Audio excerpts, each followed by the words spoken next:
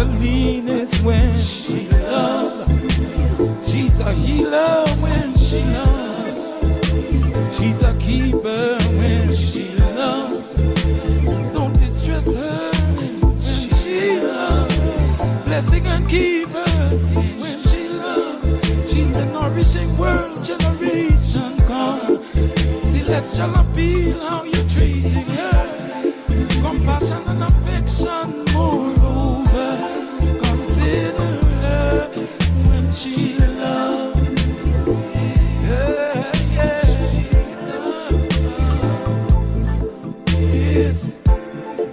This ain't for you if you ain't into that. But right now our Trinity is what we got. All of my and I people come from that. Change that, then you're looking for the world collapse. In the motions, in the dance of life, in the cosmic, in the changing times. Inclined to pick the good fruits of choice. For good decisions and for balance, rejoice. The whole world must include her, her voice and choice. Hey, hey, yeah.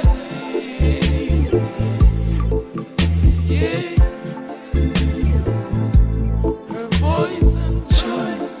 Sneaked out of palaces in the night to some place that loves and treats her right. If you recite the slides of life, the slides of life,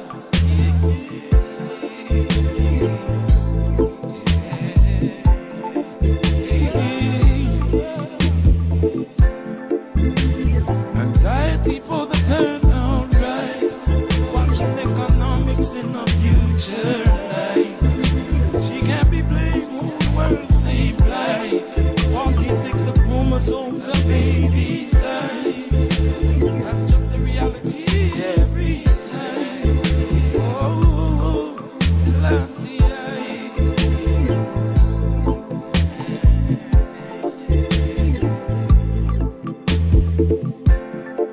Go tell the bull it's when she loves.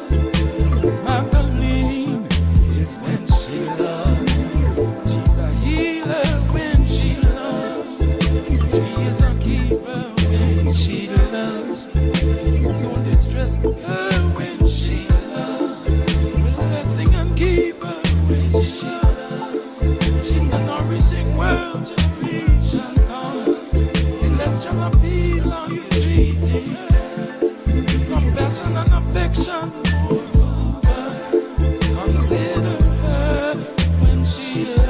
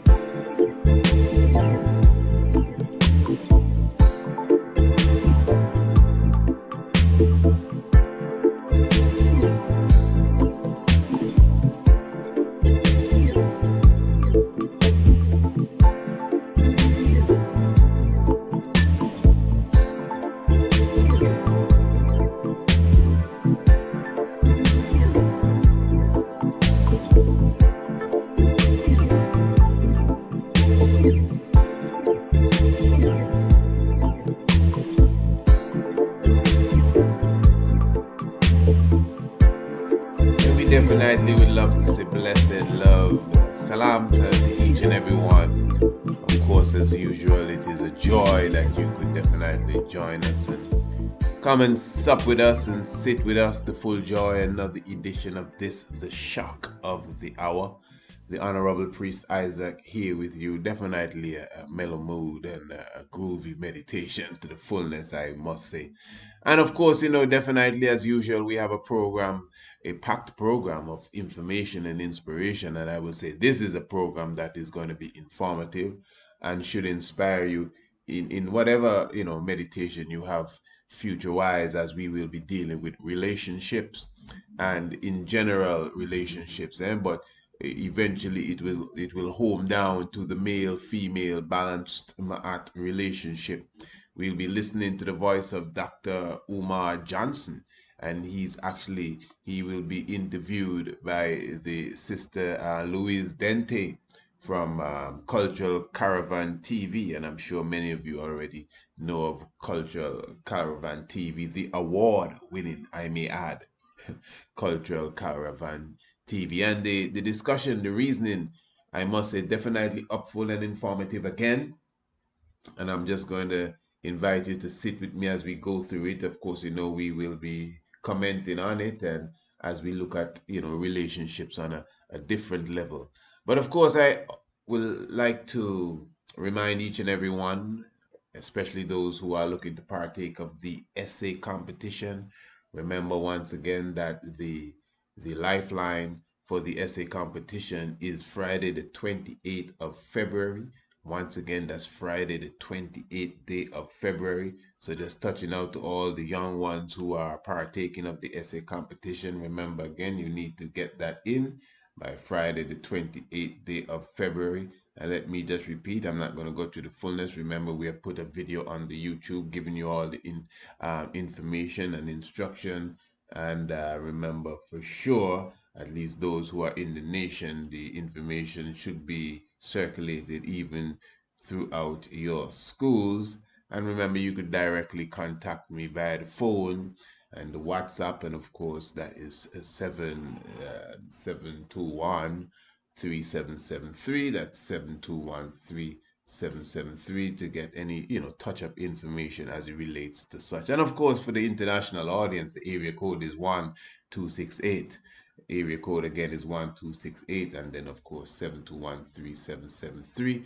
Remember, of course, that anyone who also wants to be a part of the team as it relates to the essay competition, as it relates to contributing to the whole process, not just contributing a prize, but just contributing in general to the whole process, you are definitely free to do that. You could contact me via the same number, or you could email me precise27@gmail.com. And just reminding all those who are interested in partaking in the spring equinox this year, well, again, another lifeline for you.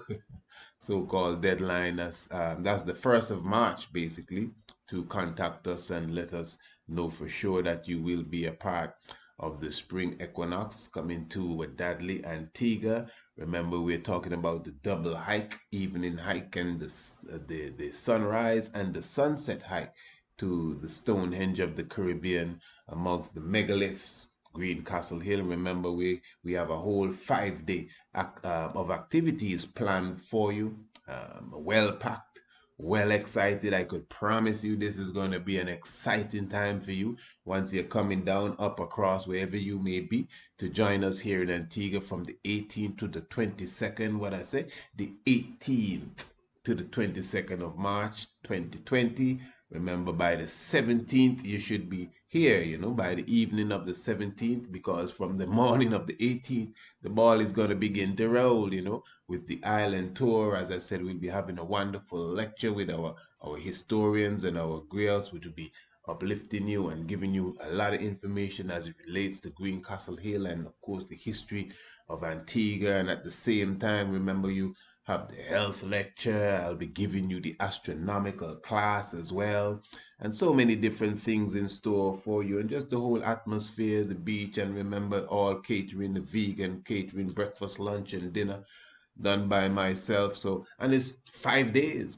You may be saying, all of that in 5 days? I mean, I just began to speak, or whatever the case is. It's a lot more than that, and it's going to be an upful time, a good time, a great time. You will definitely full joy yourself. So, as I said, you could visit our Facebook page, which is Rastafari Experience Antigua. That's Rastafari Experience Antigua. And there you will get all the information as it relates to the itinerary, price, and everything But for those who may not be as close to the Facebook as such, you could just email us, priestisaac27@gmail.com. And again, we will send you the itinerary and give you all the information. Now, as I said specifically, we will be definitely going into a wonderful program this evening, speaking of relationships. And give thanks for those who are present with us. Remember, this is a program you may want to listen to again and again. Remember, if you're not a subscriber and you need the shock of the hour literally sent to you each and every day, I mean, all you got to do is contact us and say, Honorable Priest, hey, what do you want? I would like to subscribe to the Shock of the Hour radio program. I mean, how it go? Well, it's a monthly subscription, but you could get a 6-month subscription, or you could also take a yearly subscription. It is up to you. And of course, the information you got to keep in mind. This ain't just a show. This ain't song and dance. This is what we say, information and what? Inspiration, man. It definitely will add to your life. Trust me.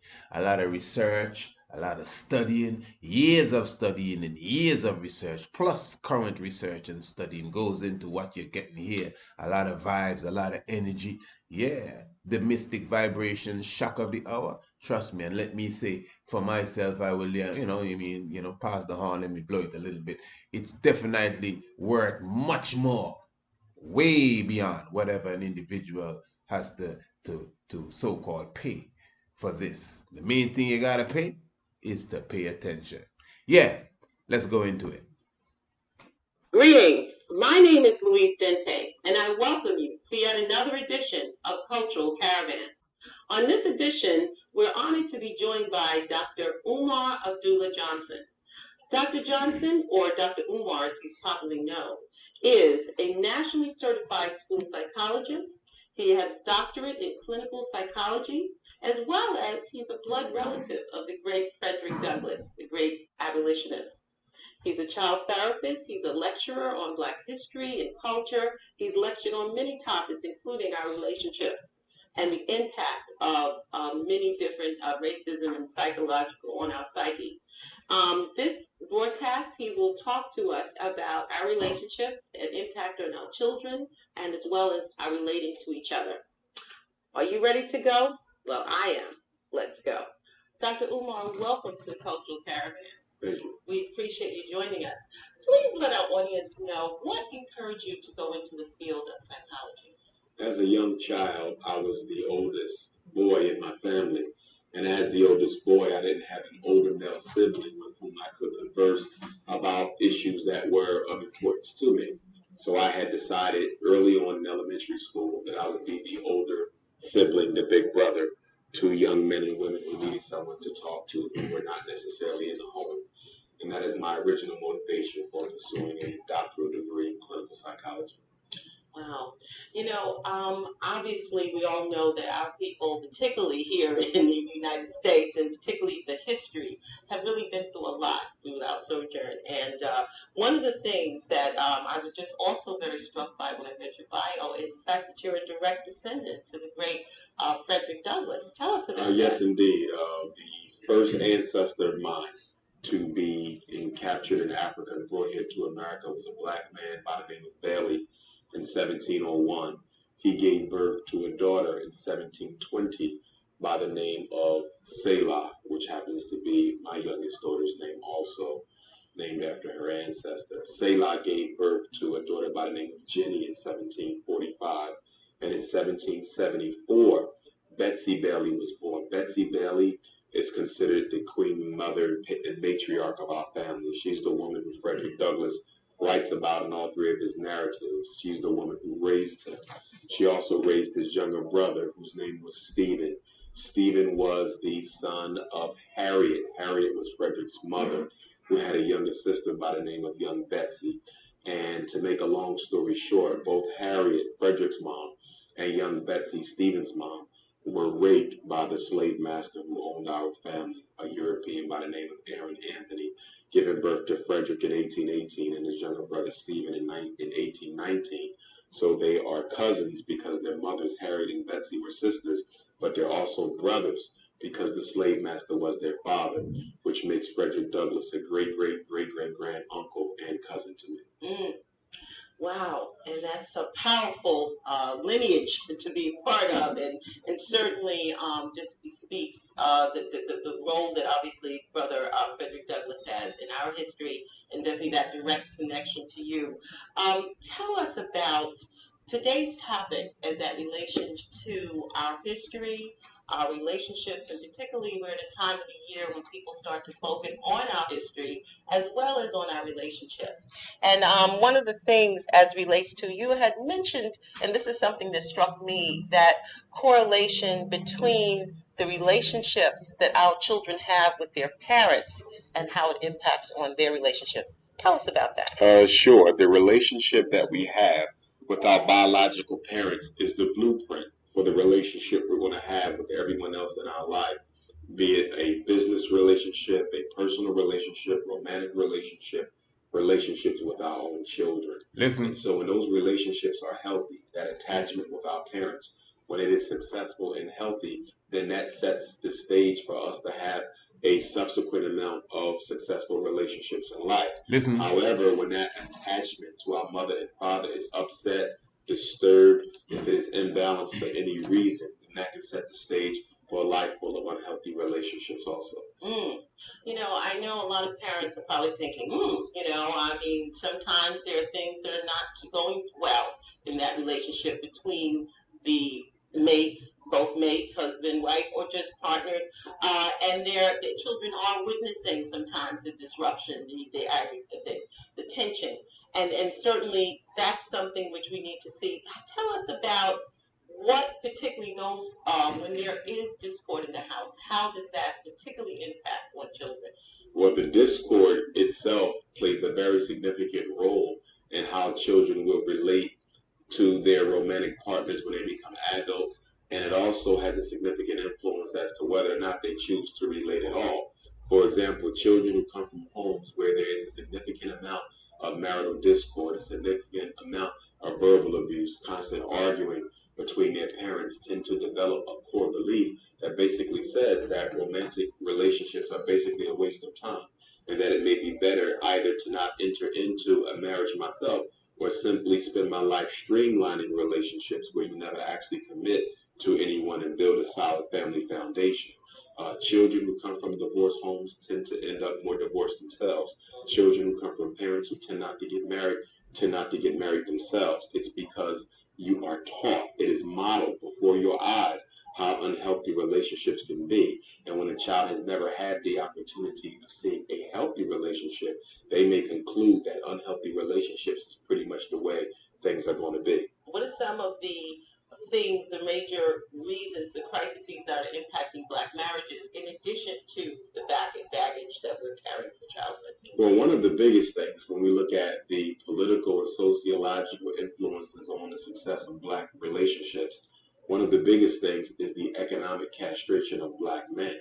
Because a man's primary responsibility is to be able to protect and provide for his family, given the war against Black men that sees so many of them being miseducated and economically castrated, that puts pressure on the family and the relationship, because as the old adage goes, if there is no finance, there can be no romance. And so although you can definitely have romance without significant finance, there has to be a basic financial availability there within that home for the relationship to be successful. And so when the men are not able to provide for their wives and for their children, that sets off a train reaction for all types of other problems to develop. That can turn into depression, anxiety, verbal abuse, domestic violence, a lot of strife, child abuse. When a man can't provide for his children, it sets the ground for an unhealthy family situation. Now, when we talk about relationships, particularly we're talking about going back to children. As children are growing up, they're interacting with other people and they're dating. And let's talk about how these type of issues in their early formative years can impact on their own, the dating behaviors of children or young people as they become young adults. When children do not have firm attachments with their biological parents, which means that their basic psychological needs are not being met, that turns into conflicts internally for the child. Psychological conflicts are born as a result of a child not having their basic needs met. Some of those basic conflicts involve attachment, trust, reciprocity, and intimacy. So, for example, if a young lady did not grow up with her father, she didn't have a healthy bond. He was not present, or he was present, but he was not psychologically or emotionally present. In her romantic relationships, that complex can reveal itself as a lack of intimate connection. And what I mean by that is that young lady is either going to be afraid to open up her heart to her particular partner so that he can show that he loves her. So she's going to be afraid of it, or she's going to attempt to do everything she can to secure that intimacy by making herself vulnerable to mistreatment, abuse, and exploitation. The way our conflicts work is that we either chase after getting them fulfilled, which is when we become addicted to getting the unmet need met, or we are afraid of getting the need met because it hasn't been met in the past. So you either have a fear or you have a longing for that which you never received. Take a young man who didn't have a relationship with his mother. He may believe that his mother is the reason that his father was not involved in his life. He may generalize that belief about his mother to all women. And he may come to believe that most black women are untrustworthy. And so in his relationships to women, he keeps himself very, very guarded. He never lets her in. He may be a good man, he may be a good provider, but she never gets access to his heart because he is afraid that she will disappoint him just like his mother did. Or the opposite, he will overindulge in that need to trust his mate by trusting women prematurely, having not even been in a relationship with them for a while. So again, you have the overindulgence or the fear as a way to deal with those unmet needs, which become conflict. And it's mystic, how the brother could balance that. This is where the ma'at comes in, that you could have the fear of, and you still could have the overindulgence of, because of the lack of love, or what they perceive to be the lack of love, because a mother could love, but do not express the love in the way that you may want the love to be expressed. And that's the truth. People can love. And again, maybe in the mother's case, because of her upbringing, as we would use the term upbringing, she herself do not know how to express the love that she really has for her child, and it trickles down and trickles down and trickles down. And again, as the brother says, there may be a case of fear to open up to the woman now that comes, or the overindulgence, which makes even the brother quite vulnerable, to heartache and heartbreak. Serious stuff. But I would always say it's not because, for sure, the fact that you have those two dynamics, the fear and the overindulgence, that shows you that not because you came up under a certain situation means you will carry it on. Because I came up in a time where a lot of individuals, never got the attention from their father. Some of them don't even know who their father is. And these same individuals, brothers I'm speaking of, have come to be fathers to children. Some of them would actually tell you, listen, man, my daddy never take care of me. I gonna make sure that same thing doesn't happen to my son. And again, the situation itself, you could say, acted as a catapult for them to be extremely serious about taking care of their son, because they know for sure they didn't get nothing like that. About what happens in terms of when you say relationship addictions, what are some of the addictions that impact? Well, one thing we have to understand is that we do not live in a healthy society. We don't live in a healthy world. Psychologically, there's nothing healthy about American society. The pursuit of materialism, the pursuit of sensory fulfillments and enjoyments, there's nothing healthy about that. So we shouldn't be surprised to see so many children in this country grow up with so many different psychological issues, because The society is not conducive to the needs of the child. The society is based on the pursuit of money and materialism.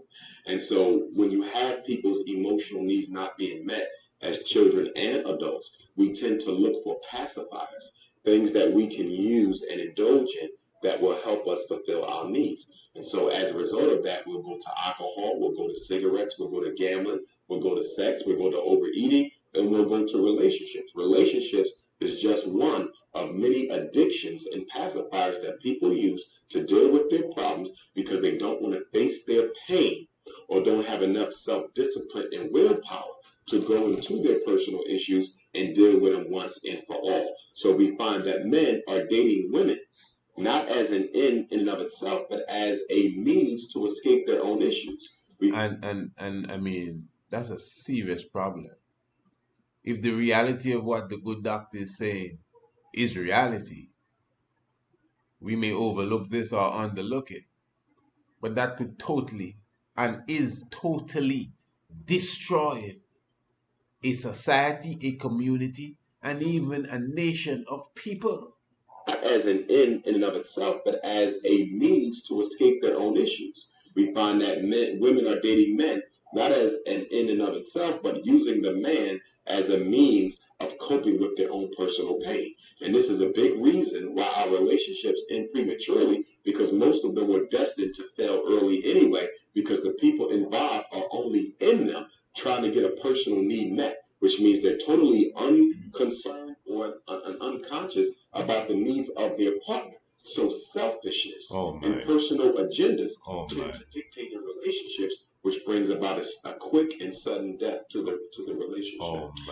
Now, there are those who feel that unless they're in a relationship, and perhaps as you're saying, they're not whole, that they have to be, even if it's unhealthy, even if they're having abuse, physical, mental, there are people out there who just feel they have to be in a relationship. Is that what you're referring to in terms of people feel they have to have a relationship regardless of whether it's healthy or not, and not looking at the side, just when well, it depends. With relationship addiction, the primary purpose of the relationship is to distract you from yourself and your problems.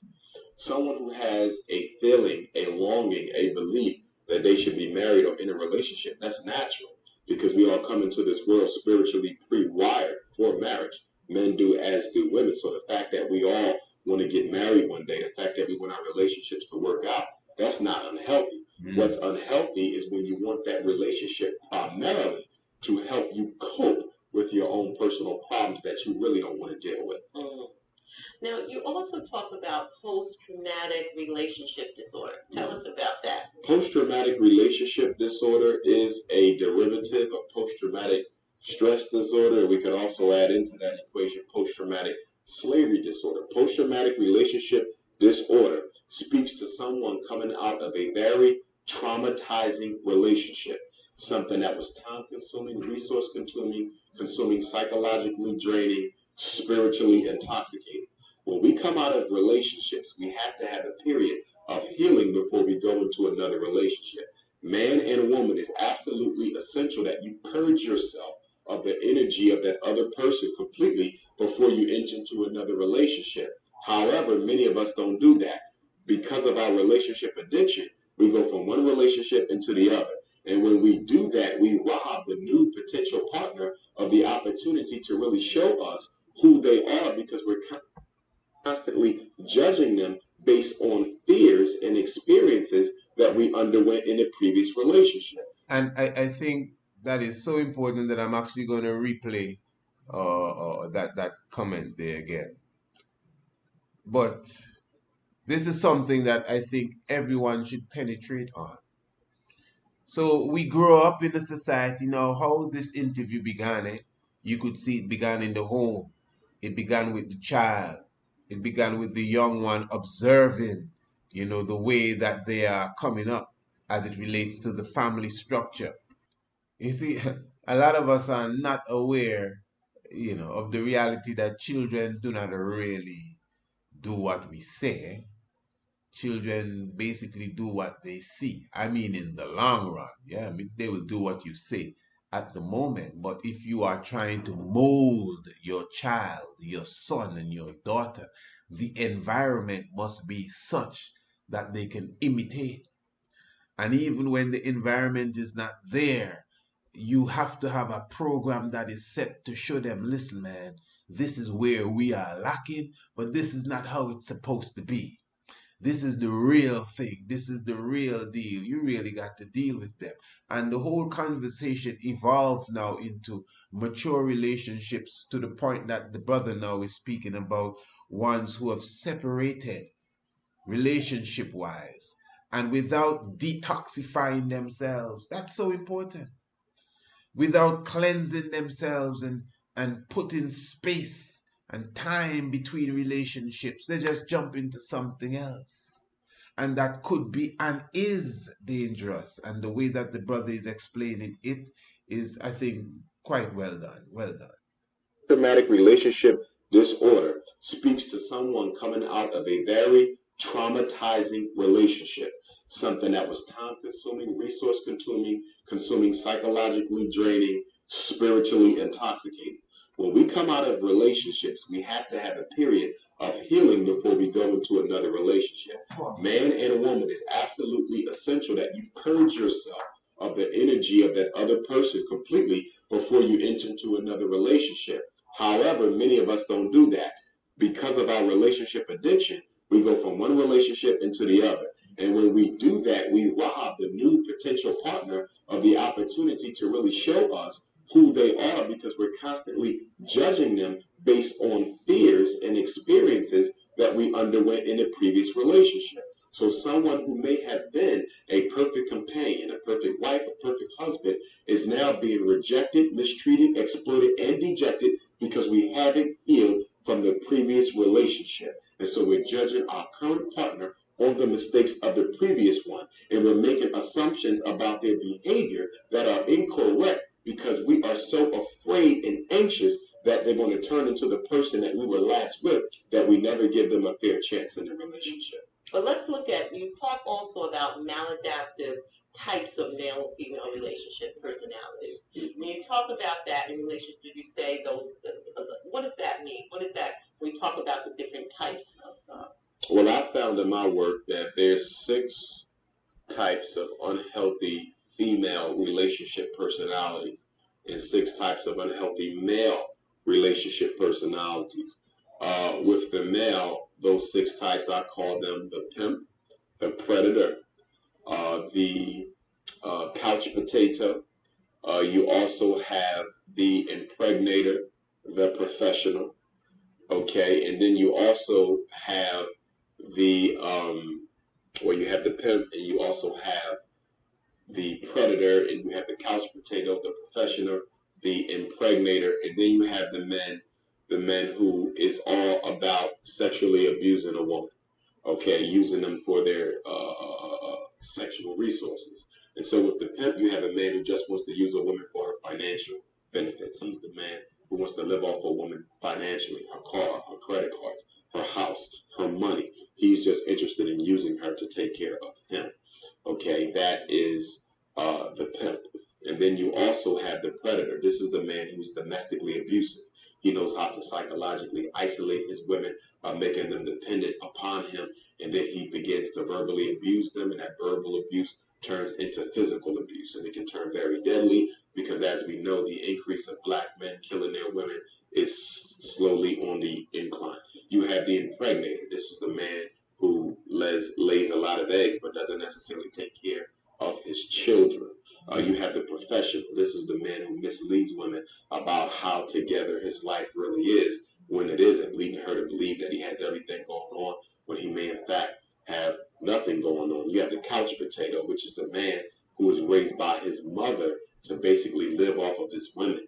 The only difference between the couch potato and the pimp is that the pimp is consciously exploiting his women, and the couch potato is unconsciously exploiting his women because this is the way his mother raised him, to believe that women are supposed to take care of you. And then, of course, you have the man who is sexually exploitive. He's the one who just wants to sample all of the cookies he can get from a woman without actually committing or settling down with any of them. And then for the women, you have the hopeless romantic, which is a sister who falls in love with the first man she meets because she's really looking for a surrogate father. You have the healer. This is the woman who tries to turn a man into something he's not, believing that she can't find what she really wants, so she's going to settle for anything she gets and try to miraculously transform him into the man of her dreams. You also have the homicidal honey. This is the woman who has a history of being abused by men, and so she has come to believe that the only way to settle disputes in a relationship is by becoming violent herself. So this is the woman who will grab for guns, for knives. This is the woman who likes to domestically abuse her mate, to destroy the things that he owns. She cannot work through any problem peacefully. It has to be drama. And then you also have the high maintenance woman. This is the woman who has been so used and abused by men in her life that she has decided that she's going to pay them back by using them. And so she keeps herself emotionally isolated, and she simply settles for exploiting men for their financial benefits. So these are some of the types of maladaptive men and women that you see out here dating all the time. Wow. And yeah, as the sister said there, wow, to be honest, when he completed the 6 for the male, I was going to stop it for a moment just to make everyone sort of take it in, because in the same way that a person can speak fast, we can listen fast to it. And we were listening fast there, meaning that the information is so heavy. After breaking down the 6 male, the 6 men type of men as such, you notice now after that you need a time to kind of review that. I know a lot of us listening to the program, those who may be listening live or whatever the case is, that is why it's important. This is not an ad here, but this is why it's important that you have a recording of information in general. Even though you go and you watch a movie, then it's good to have a copy of the movie if the movie is that important, because the information here is key. Those who have a recording of this program, or even have the link to the interview, they themselves can. And I think the interview could be found on the internet as well. They themselves could just revisit it. If I was to ask the people in the audience, can you repeat the 6 male and the 6 females that he just explained? I think he said pimp. Let me see what else now. And you go, but the information is key. And within the 6 male and the 6 female, amongst all of us, those of us listening and those of us speaking, you may be surprised you could fit somewhere in there, or maybe a couple places in there. And the sort of description that he is giving, I mean, if you are in there, you should try to get out of there. Psychology we're dealing with here, man. A state of mind. This is some serious stuff. I'm telling you. What would you say a person who either of those types, male or female, out there, who may need, how would they be able to get help to kind of change those type of ways that are destroying the quality of relationships? Well, number one, getting psychotherapy for relationship issues is not a bad problem.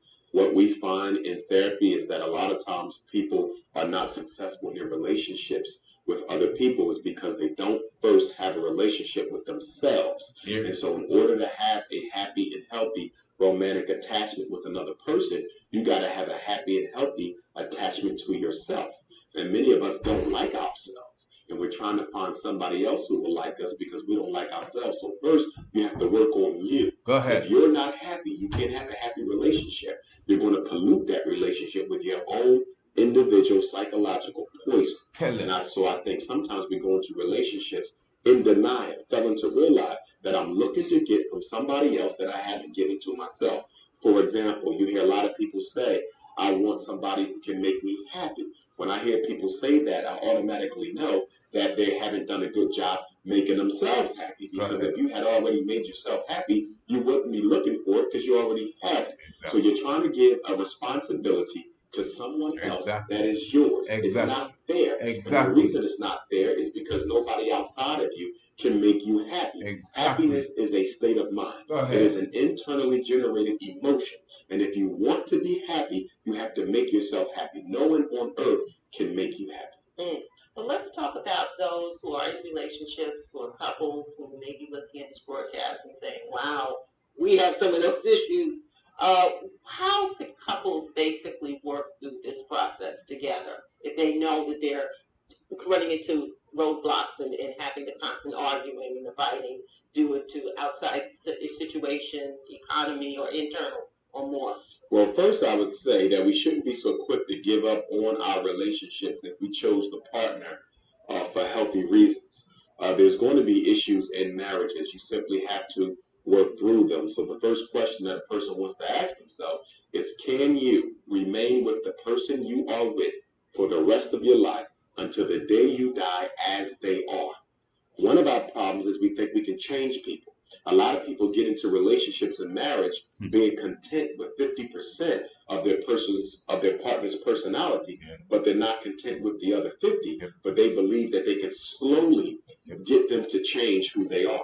So the first question is, can you live with them as they are, because they're not likely to change. Very good. If you can't, the second question becomes, are you willing to try to work with this person through some of those things that have to be rectified in order for this relationship to succeed? So you could consider traditional psychotherapy, marriage counseling, life coaching.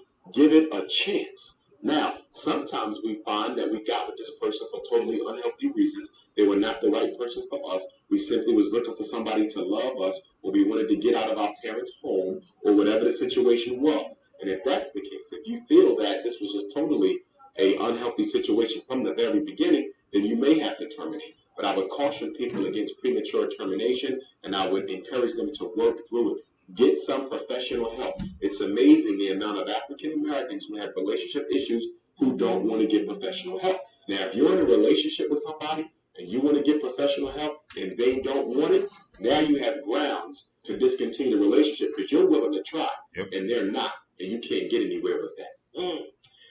When we talk about the values that a healthy relationship should be built upon, what are some of the pillars that people should look at in terms of, in this case, let's say they do want to keep their relationship together. They do feel that the relationship has a means that can go forward. Or even for those who are considering a relationship, maybe in a relationship that's not necessarily marital, dating, and looking at the core values that a good relationship is built upon. Well, the first thing is we want to make sure people's unmet psychological needs from childhood are not dictating their relationship choices. No, I want you to listen to the answer to this question properly. Again. Relationship is built upon.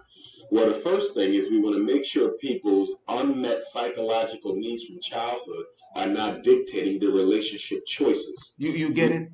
That's very, very important. We find a very clear relationship between that which we did not have or did not receive from our mother and our father and our nuclear family.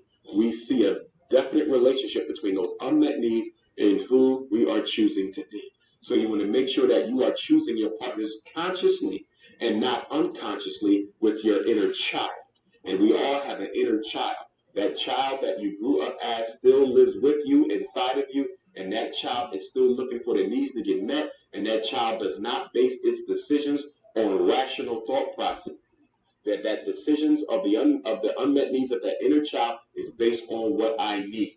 So that means a woman who believes or who knows that a man might not necessarily be her best choice of a mate, if her inner child is whispering into her consciousness that you need to settle for him because at least you will have a man present, you will end up choosing that man just because your inner child wanted him to get its needs met, as opposed to your conscious mind who clearly knew up front that he wasn't the one for you. So we have an inner war, that inner conflict between your conscious mind that knows better and your inner child who doesn't know better and only want its needs met. And as you know, no adult should allow a child to dictate their life, and none of us should allow our inner child to dictate our relationship success.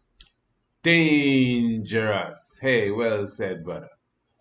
Now, when we look at values, there's core values that you have to study in your potential partner. Number one of them is spending. Spending habits. Money can destroy a relationship, especially when money is not plentiful. So you want to study your mate's spending values. What is their financial values? Do they believe in saving? Do they believe in spending? Someone who believes in being thrifty and saving their money married to somebody who likes spending and living check to check, it's not going to work. Then you have to look at family time. How much does your potential partner value spending time at home with the children? If you're dating a man or a woman who believes that they should spend more time with their childhood friends and more times with their family than with their own children, that's a conflict of value as it relates to how much home time you should be spending. Then you have to look at romantic time. And what I mean by that, how much time should you be spending with your partner vis-a-vis your career, vis-a-vis your family? Okay, so you have to look at that. Also, sex, I find, is a big issue. It's been rumored by a lot of married men that once sisters get married, a lot of them stop giving up the cookie. So that's something that has to be talked about. Okay, how often should you be physically intimate with your partner? That's destroying relationships. Another thing, how you're going to raise the children. Parenting values. If you have one partner who is very serious about academics, who believes in checking homework and making sure the children's homework are done, and you have another partner who really doesn't care whether or not the children take school seriously, that can destroy a relationship. You have to deal with in-laws. For example, you may have two parents who like to play a very significant role in your marriage, but you may have someone else who's very private and their parents do not play a role in their marriage. You have to talk about that as well. One of our biggest problems I'll find is that we do not discuss the values. Religion is another value. Some people believe that the church or the masjid or the temple should be the cornerstone of family life. Other people who may belong to the same religious order do not necessarily believe that they need to be in church every Sunday, at the masjid every Friday, at the temple every Saturday. So what we need to do is talk about values up front. The reason why we are not talking about our potential partner's values is because we really don't care. The relationship is based on selfish needs. In fact, I would argue that about 50% of all marriages in our community come together as a result of ego extensions. And ego extension is when I choose you as a partner simply for what you can do for me and how you can make me look. So I'm choosing my women because they're attractive. I'm choosing my women because they have good education. I'm choosing my women because they're well educated. I'm choosing my women because they make me look better in public. I am not choosing them for who they are, but for what they can be for me. Ego extensions. Interesting. You know, it's a lot said because, again, I always think about the viewer, the person out there who's like, you know, they just boil and say, wow, you know, either the point where they're realizing that, as Dr. Umar, you say, is that how they chose their partner and why they're going through the stress in their marriage and just pinpointing. But then at the point where, as a person has decided, okay, I'm staying because I think this is worth fighting for, or I went in it for the wrong reasons. I think I better find a way out. But guess what? There are children there. They're, you know, it's no longer just me and he or whatever. It's now 2 or 3 kids or one child.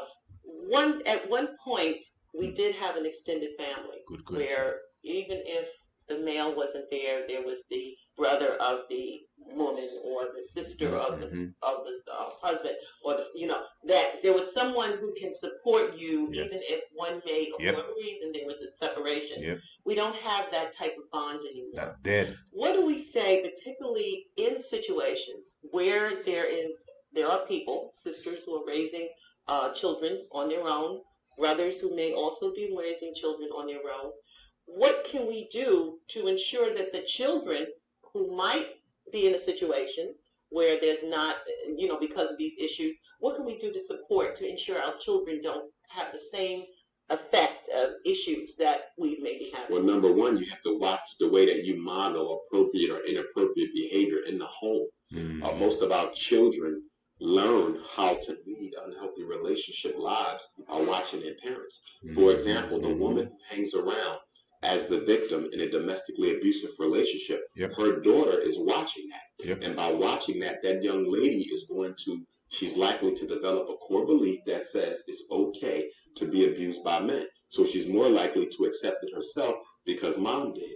In fact, she may also develop a core belief that says men have to abuse you in order to show that they love you. And if they're not abusive, then they don't love you. I've seen situations like that where if the man is not physically controlling, aggressive, and abusive, then it confuses the woman because every man who loved mommy was physically abusive. So obviously you don't love me because you never put your hands on me. Also, the young man who's in that house, he's seeing his mother get beat on. He's seeing his father or his mother's boyfriend beat on her. And as a result, he learns that this is an acceptable way of interacting with women. So what we have to do is make sure we're role modeling the appropriate behavior. You can teach a child anything you want, but it's what they see that sticks. And every image that's played before the mind of a child is a seed planted in the fertile soil of their mind. And that seed must and will bring forth fruit. Now, black men as a whole, we have not been fulfilling our responsibilities as the raisers of black boys. There's nothing healthy about a black woman trying to raise a son all by herself. A woman can't make a man, and a man can't make a woman. She needs help. The problem is many of our religious institutions don't have programs set up to help our young men, to teach them how to be men. And if they do, they have to ascribe to a particular religious doctrine, which in my opinion is selfish. You should be helping all black children, whether they are of your particular faith or not. So we need more black men volunteering their time.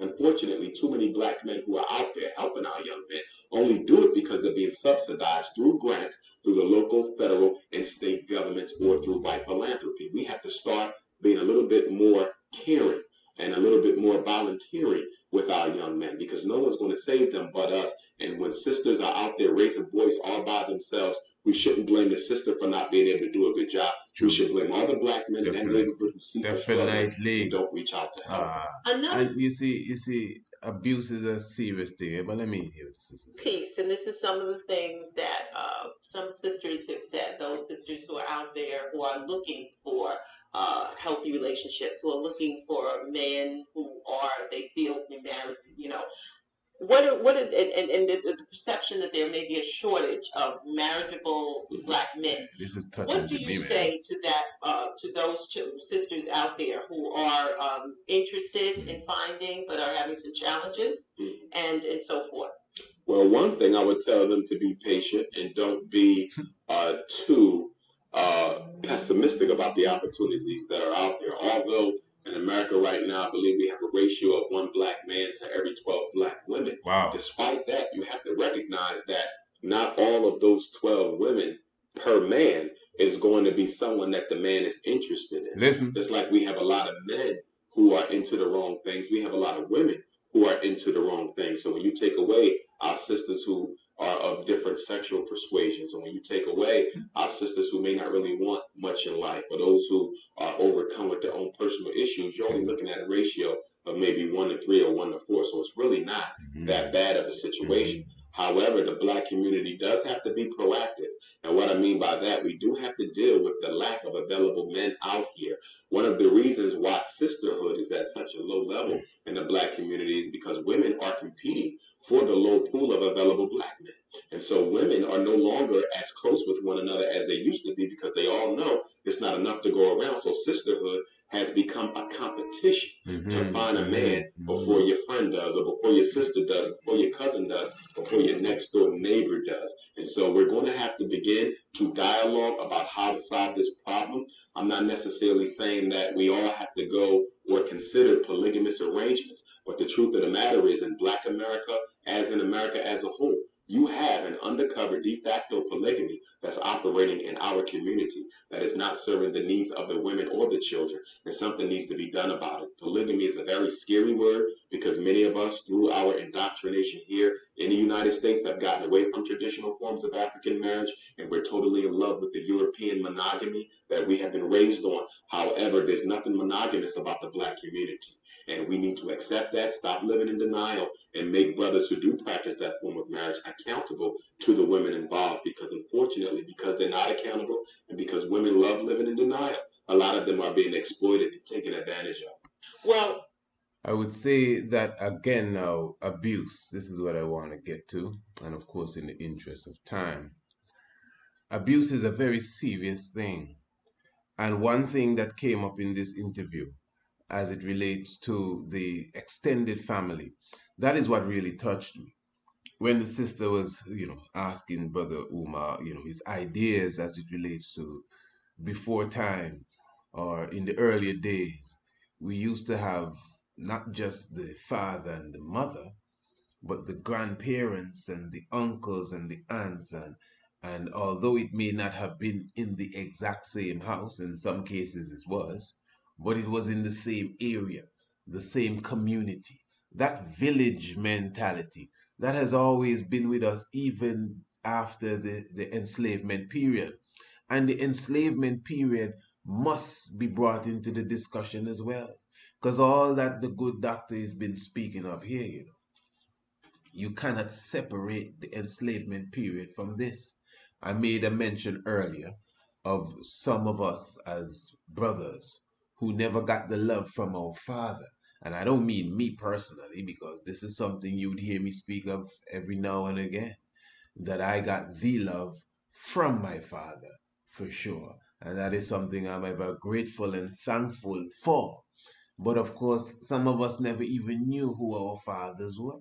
And even if we did, we saw him once or twice. You know what I mean? Maybe when you were 10, he showed up and brought a bicycle for you, something like that. And you decided that, hey, I'm not going to deal with my children in the same way that he dealt with me. Now, that's a conscious decision an individual made to do that. Obviously, it takes some level of knowledge, information, inspiration for you to decide that.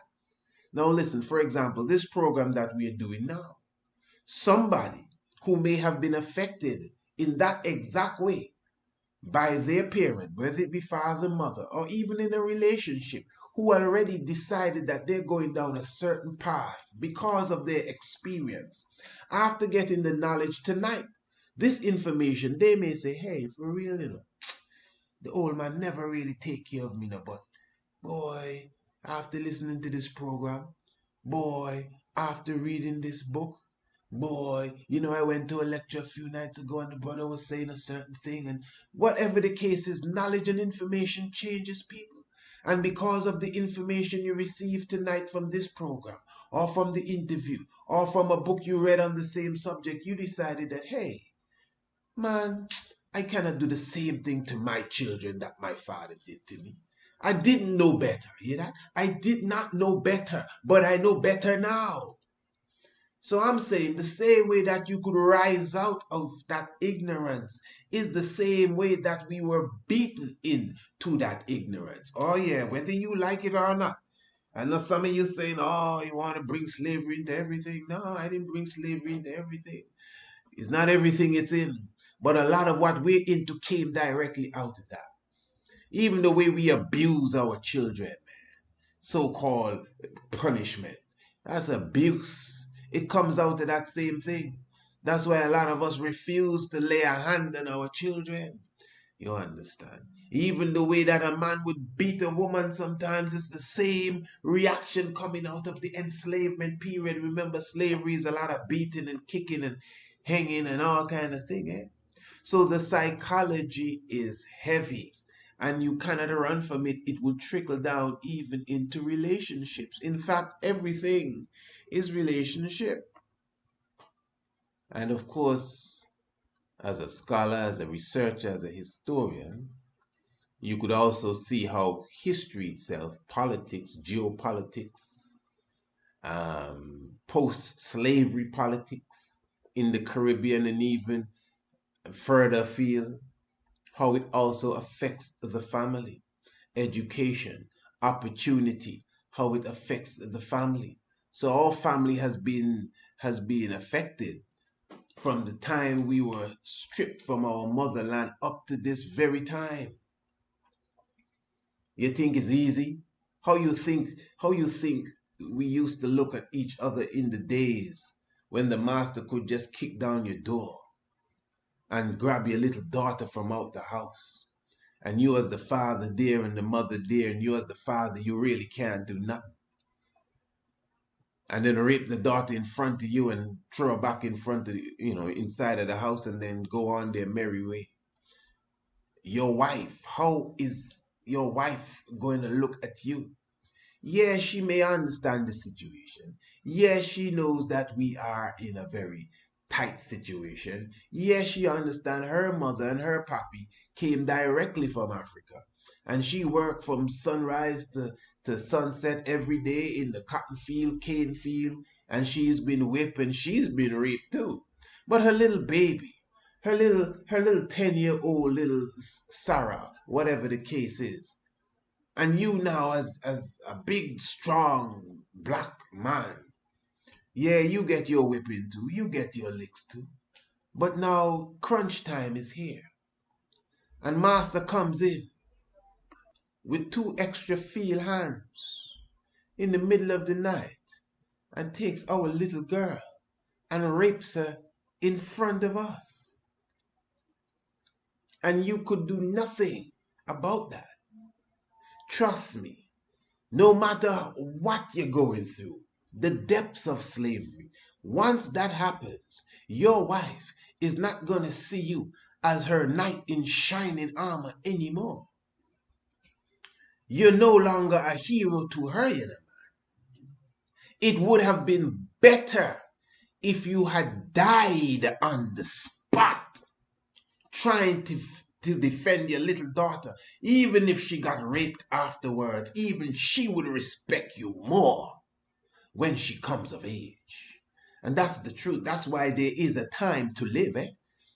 And that's why there is a time to die. And I'm talking personally in my book.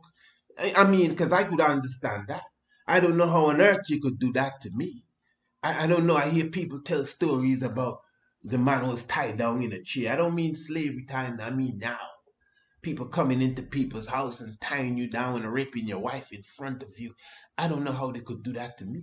I don't know what kind of chair you could tie me down in. Man, listen, man. I don't know, man. Trust me. Trust me. You know, you'd have to listen. Somebody would die that night. Either you're gonna die or you got to kill me. Because you cannot rape none of my women folk in front of my eyes. And I live to tell nobody that story. You crazy?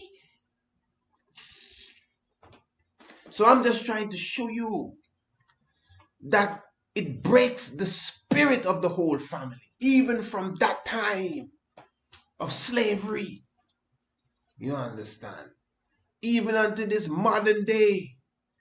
Don't you think that it is a part of the plot to specifically create this so-called independent woman who doesn't need a man anymore in any form or fashion, for no sort of support, not even for encouragement, not even for pleasure?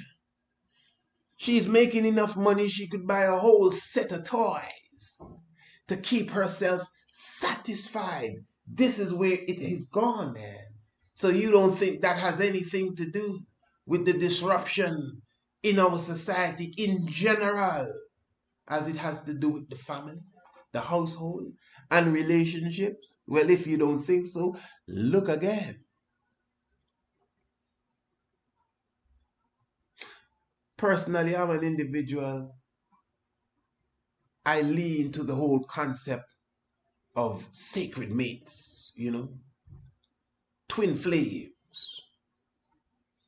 You know, as we were speaking of reincarnation a few evenings ago, you know, within the spiritual realms, there are people that belong to each other, for sure. And this system is set in such a way, as the good Dr. Umar Johnson was just explaining, that even when you come out of a toxic relationship and an abusive relationship and you don't even give yourself time to detoxify, you just run into something else. And maybe it's the divine essence that was, you know, leading you to the something else, but just because you haven't begun to love yourself as yet, you destroy even that which was made for you. It can happen. Remember, he said, you can't be loving nobody before you love yourself.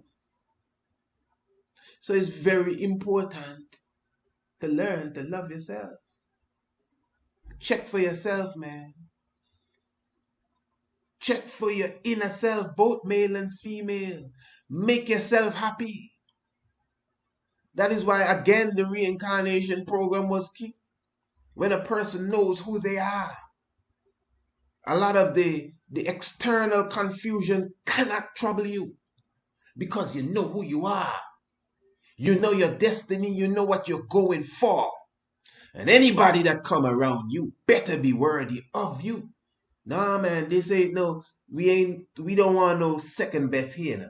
I'm very serious. I just said a moment ago. I'm a person that I check for the concept of twin flames. Anybody that's into any sort of deep meditation and vibes, you know exactly where we're going with that, where we're coming from. They have people that are destined to be together. I really can't say it's the same with everybody, you know what I mean? For sure. But in the same way that as the person was saying on that reincarnation program again, he was saying that his son told him, man, I chose you. He said, what? I chose him, and the night you and mommy were at the hotel, man, I said, yeah, coming in now. He said, what? Yeah, man, she had on the red lingerie and you had on the boxers with the rubber ducky. And even before you started, okay, don't say no more, don't say no more. I believe you. Yeah. So if that can happen in the cosmic realms, and that's what happens, people choose their parents, you know. You see, you have terrestrial amnesia when you come down here. So you don't really remember what happened in the celestial realms before you were born. In fact, you remember, you know. But again, vaccine, kindergarten, Humpty Dumpty, Big Bird, Ernie and Bert, all of these things, Similac, you know what I mean? All of these things, Cracker Jack, Corn Curls, all of these things combined kills your spirit. You know, they work on all this, the senses, sight, touch, smell, and the rest of it. And even those they don't tell you about, they make sure they work on it. So that by the time you are ready to speak, you totally forget where you're coming from. You pass your twin flame in the street and can't even feel the heat. I'm serious. Remember when we did the black hole program? That's why I always say, and this is a university. This ain't fun and games. This is a university. Every class that we have is connected to the other. So now bring into perspective the black hole science and the natural ability of a woman to attract her twin flame. But you could recall what distorts that, down to the clothes that we wear. And many other things, obviously. So it's deep. I may not be Dr. Umar Johnson, but obviously the little few minutes now that I'm taking over, it's obvious that I've gone to a next realms. That's his realms. What he was speaking there, man, trust me, give thanks for a brother with such information and intelligence, for sure. And I would encourage anyone to revisit the program and listen to it again. You know what I mean? And take in such knowledge. But this is serious. You know, the relationship aspect is powerful. You know, and is key. The sister was saying one last thing here. Let me just see if I could get it in. You know, Dr. Umar, this has been a tremendous conversation and one that we certainly want to continue because there's so much discussion about saving our marriages, saving our relationships, and particularly creating healthy opportunities for our children to grow. For those out there who may be interested in finding out more about your work, about how they can seek out the services you provide, please tell us how they can contact you. Sure, I can be reached by way of my website, drumarjohnson.com. That's DRUMAR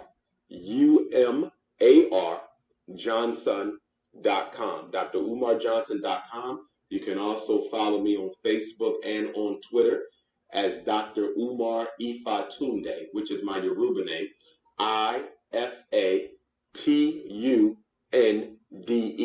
Dr. Umar Ifatunde on Facebook and Twitter. drumarjohnson.com on the internet. And of course, they can reach me by telephone if they don't have internet access, particularly for our elders and parents who are not necessarily up on the technological age. And that is 215, area code 215, Philadelphia, 989-9858. Anyone ever have any issues with their children as it relates to special education, ADHD, psychiatric medicine, school expulsion, any issue with psychological health or emotional success for our Black children, please feel free to reach out to me. I offer free consultations. And again, that's 215-989-9858 or drumarjohnson.com. And I just felt that was necessary, because as I said, this ain't fun and games, and this ain't no joke that we deal with here. We really are about saving lives and saving souls, and yeah, that's what we are about. I'm very serious.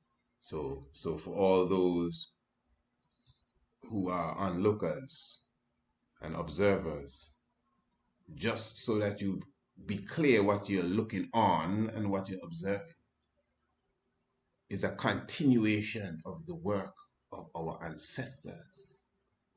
That is what you see us do here at the Priest Isaac's Institute of Holistic Knowledge.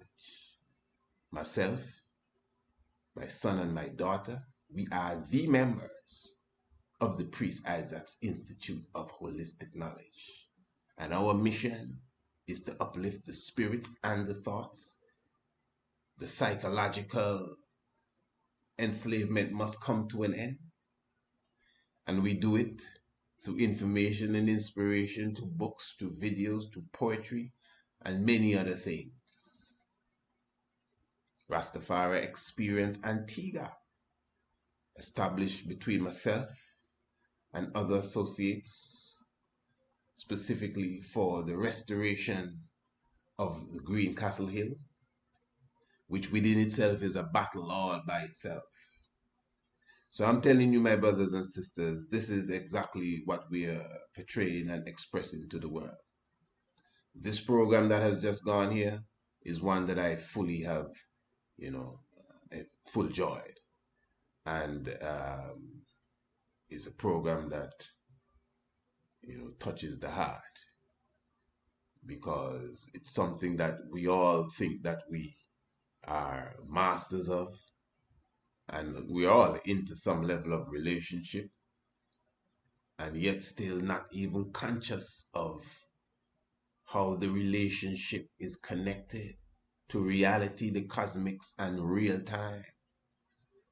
And I think this program would have been an eye-opener to all individuals who are at least open-minded and seeking a higher level of consciousness. So give thanks to Brother Umar Johnson, give thanks to Louis Dente, give thanks to all the listeners this evening, and of course, I pray that you will join us again for another edition of the Shock of the Hour. Give thanks. Holy Emmanuel I, Selassie I, Jah.